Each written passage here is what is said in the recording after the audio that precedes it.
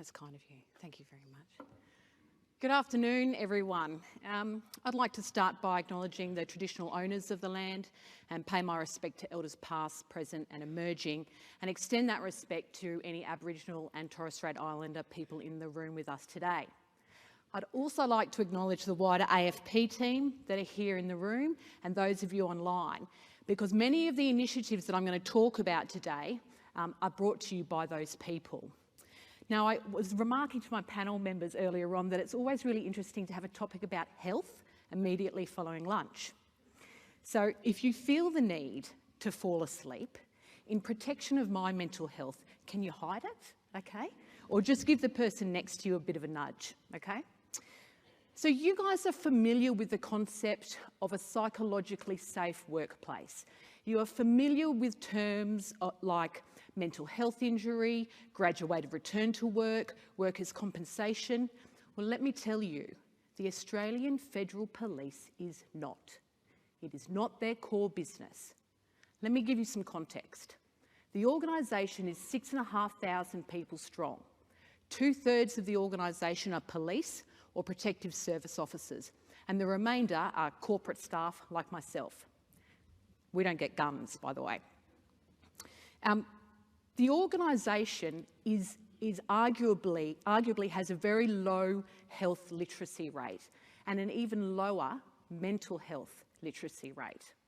The organisation is spread across the country and it has an international footprint as well. And the concepts in AFP on a day-to-day basis include terms like counter-terrorism, cybercrime, human trafficking, child exploitation, domestic violence and death. So you can appreciate that when I start talking about health, it's a little, it's fair to say it's a little boring, okay? But what I'm really excited to tell you about is that is changing, and the AFP has come a long way in the last couple of years in regards to health, and it's that story that I want to share with you today. In 2017, an Australian federal police officer shot and killed themselves. And this is tragic. It is tragic for the family, it is tragic for friends and community, and it is tragic for a workplace like the AFP that considers itself a close-knit family. Remember, police officers are in this organisation for about 30 years. So they went to recruit training with you, they deployed to Afghanistan with you, and they worked on a task force with you.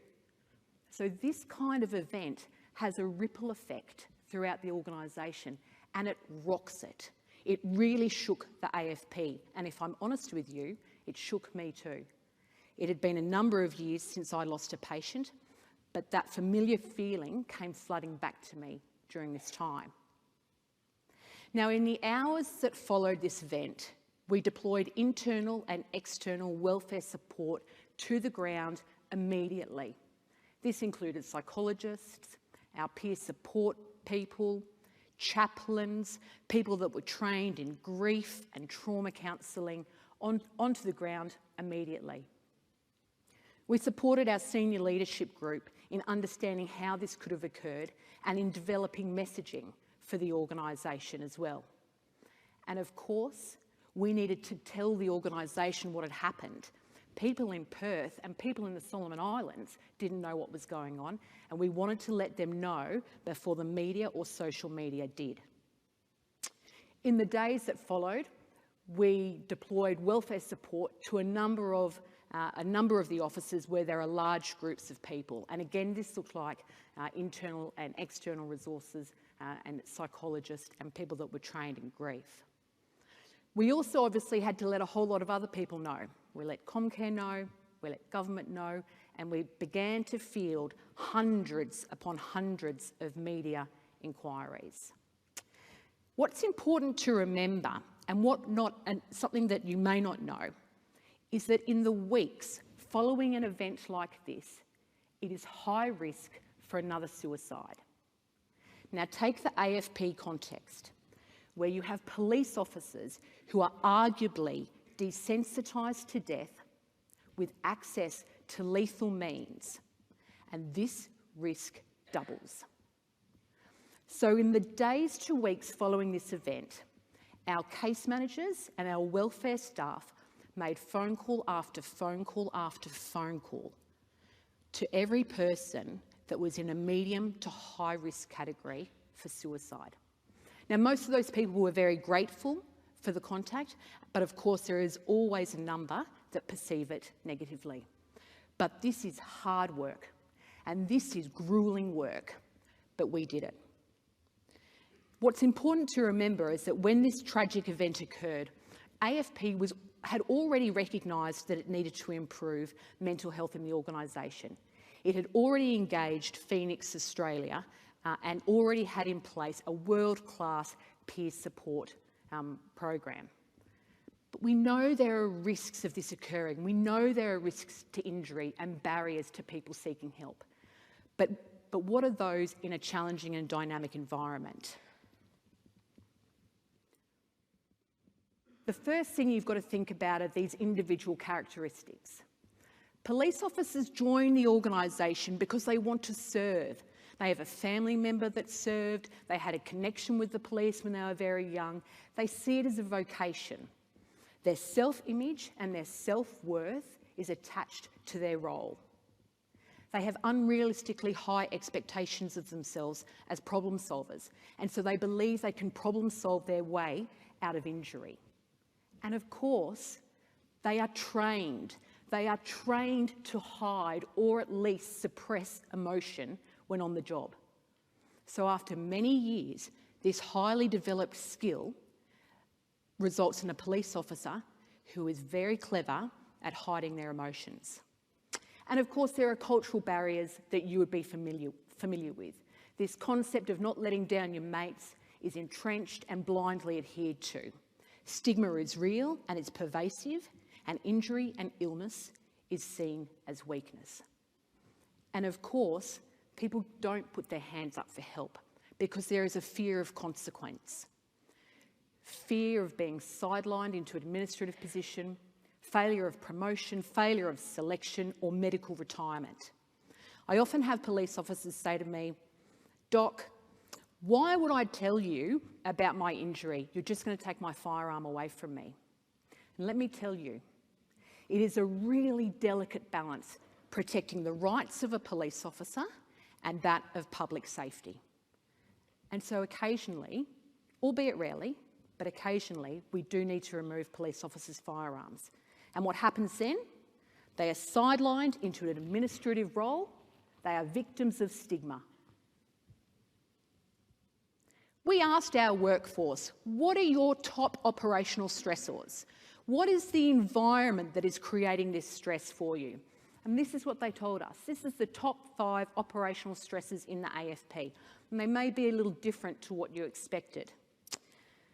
The inability to have enough time to train physically was the #1 operational stressor.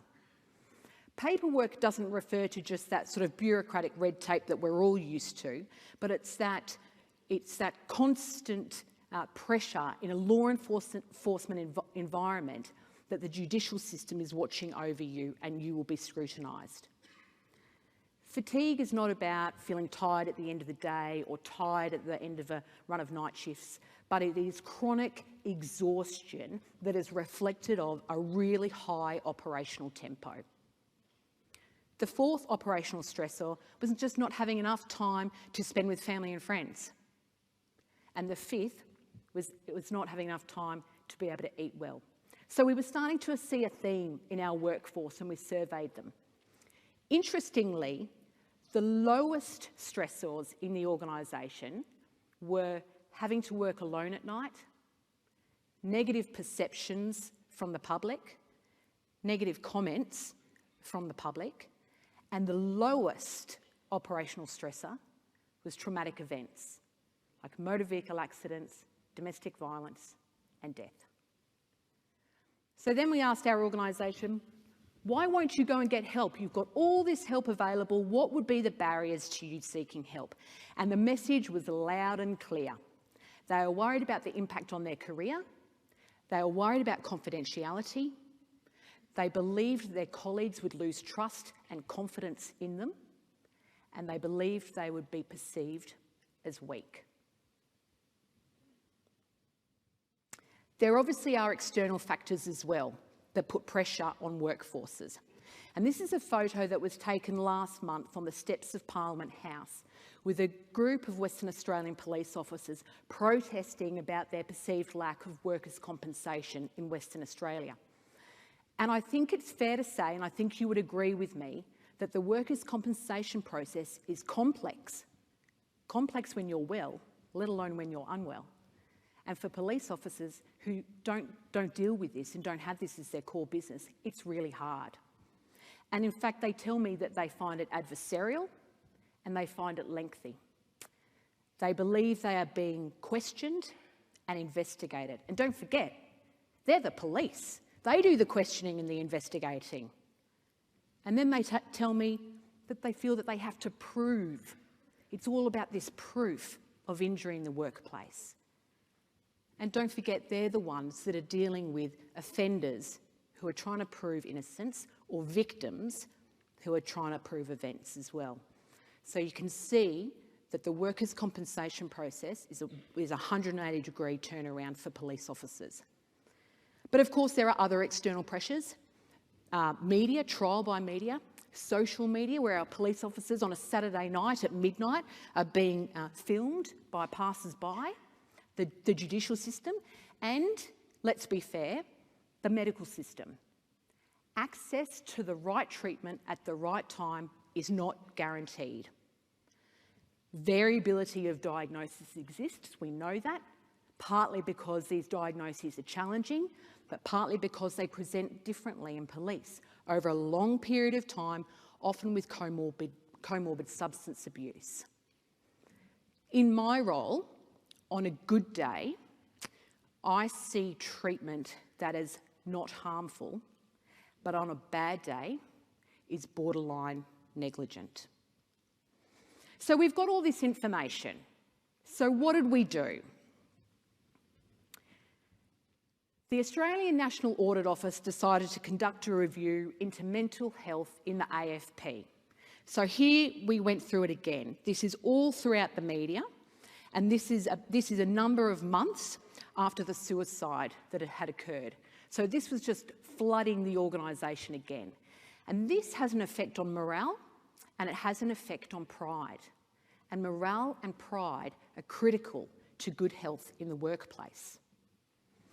We also engaged Phoenix Australia, arguably one of the leading international organisations on mental health in these types of organisations. They gave us a whole host of recommendations. We surveyed our workforce, we interviewed our workforce, we interviewed unions, families, former members. We took all of this information and had a look at what we got. The Auditor General gave us 6 recommendations, of which we agreed to all. We analysed this information, we spent time with police officers saying, what do you need? And we came up with this. This is the model that the AFP Health and Wellbeing Strategy is modelled on.